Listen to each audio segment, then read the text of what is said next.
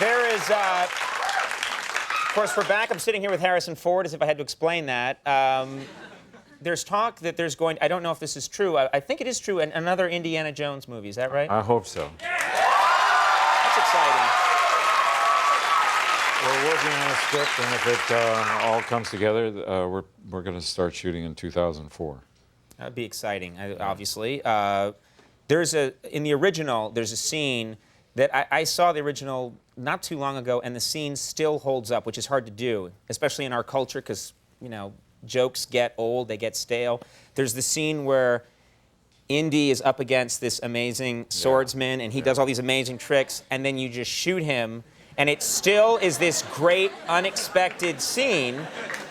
And then I was talking to somebody about it, and somebody said to me that was not originally in the script, that was something that you developed in the moment. Is that right? Well, that poor guy, I mean, he'd been training for 3 months. Steven, thought that you could throw a salami up in the air and slice it like in the deli slices. So he looked all over the world to try and find somebody that was really, really good with a sword.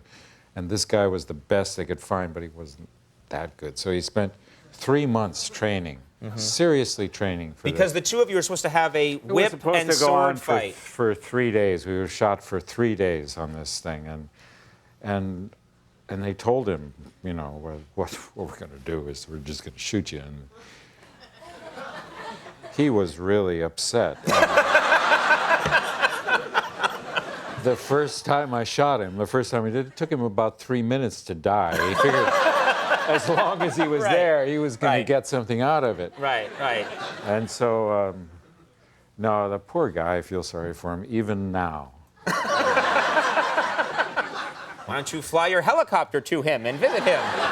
You can be on Good Morning America. Yeah. This is the second time you've done the show, and both times I've been struck by the fact that you're a very funny person, and I've always thought, is this someone who, would you want to ever do like a really silly, over-the-top, like Farrelly Brothers comedy? Like a Dumb and Dumber or a Conan? Would you ever consider doing a movie like that? Are you kidding? I'd die to do that kind of movie. You'd like to do that kind of movie? I love that kind of movie. I love stupid. Why you have come to the right place. Yes. No, I love it. I would love to work with the Farrelly brothers, the Coen brothers, any brothers. I would love that. I would like that. Yeah. They're almost always brothers. Right. I don't know why that is. Do you know why that is? I have no idea. Yeah.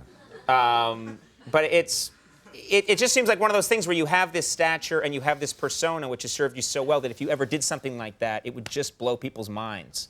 I mean, a movie where there's like a soup can on your head, you're going, yeah!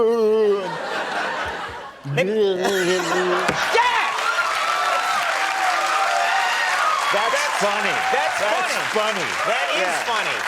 That's really and you're not funny. being sarcastic either. No, that's funny.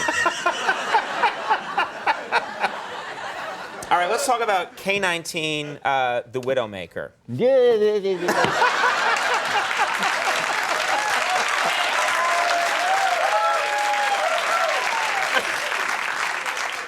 They're eating it up!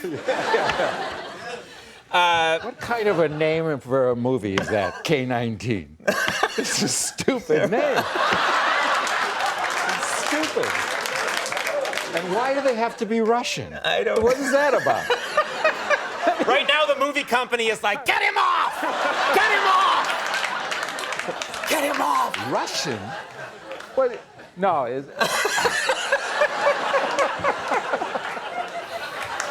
Wow! Yes, Conan. Yeah. I did make that movie. Yes! K-19 The Widowmaker. It's coming out very soon. Yes.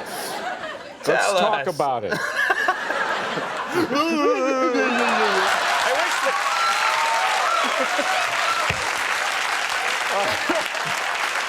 We're not running out of time, are we? No, I'm going to stay here all night.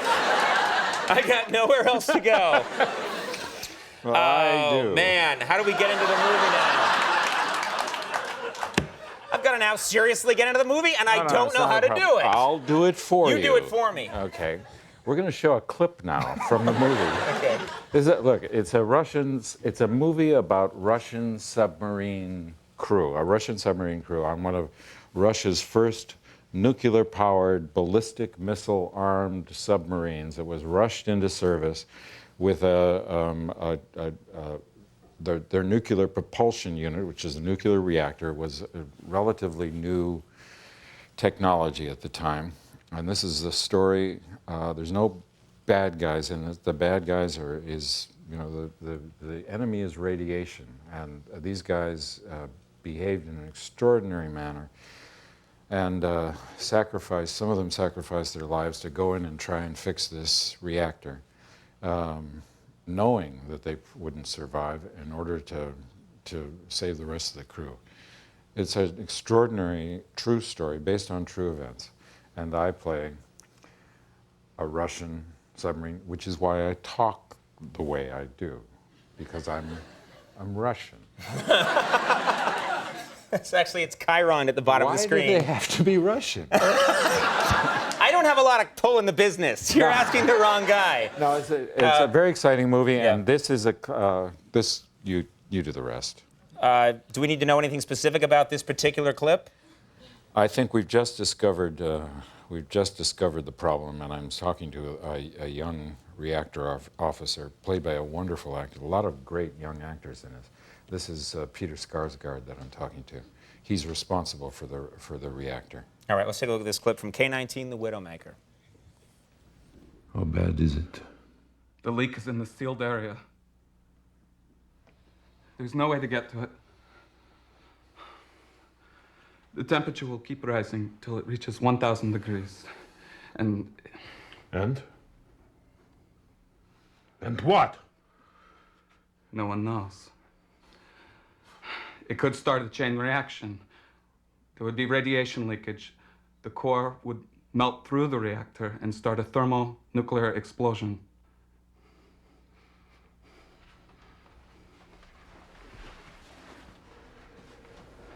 How long do we have?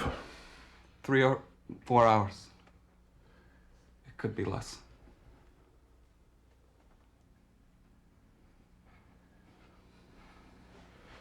Get whoever you need, regardless of rank, and solve this. Yes, Comrade Captain. Solve this. That's why you're here, you understand? It's tense. The K-19 The Widowmaker opens this Friday. And thank you so much for coming here. It's a huge treat. Really, seriously, thank you very much. Harrison Ford, everybody. We'll be right back with Chad.